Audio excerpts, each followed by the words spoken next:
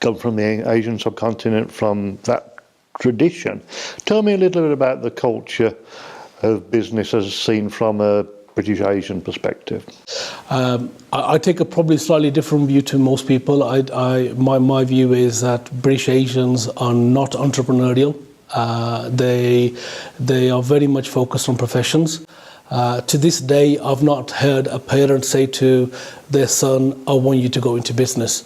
It's very much professional focused. It's very much academic driven. And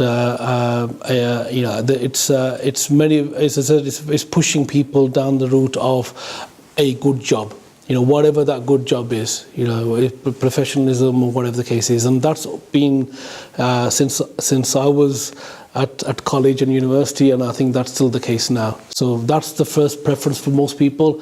Even if I was a business owner in a successful business, very rarely have I seen a business owner encourage their child to actually go into that business. And then what they'll say is that I'd rather you not come into this business because it's not an environment that gives you respect, or it's not an environment where it encourages growth for that individual. And I'd rather you go out and stand on your own 2 feet and get a professional job, whether that helps in terms of standing within the community per se, or whether that's something in terms of a wish or a goal. So from my perspective, I still disagree with people saying that Asians are very entrepreneurial. It's from back when I was born in Birmingham when my father came into the UK back in the 1950s, and for him, because his grasp of English was very low, it was about education and about learning the language. It's about developing himself, and then he's been able to progress in his career because he's had to work very, very hard and had to work the long hours to actually progress in that career. I mean, why do you think that is it something to do with another perception which you might say is a misconception, that people, Asians and particularly people from an Indian heritage, tend to be very, very status driven? It's desperately important that my son, daughter goes to university and gets a degree, and I don't want them to do an apprenticeship because it doesn't hold the same level of status. I don't want them to go into business because it doesn't hold the same level of status as being a teacher or a doctor or whatever. I mean, is that fair? There's elements of that. I've seen that. There's an element of we talked about environment, and the environment dictates really what that.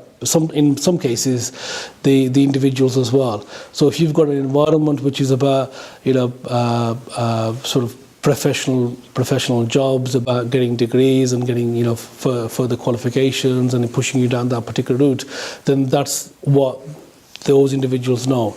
And I think the key is really understanding the pulse of that environment, but without actually letting that be your pulse. And I think that's the difference. And we sometimes do follow certain people or follow that community that we're in, that environment that we're in, without really thinking too much about it, without really understanding sort of a different perspective to it.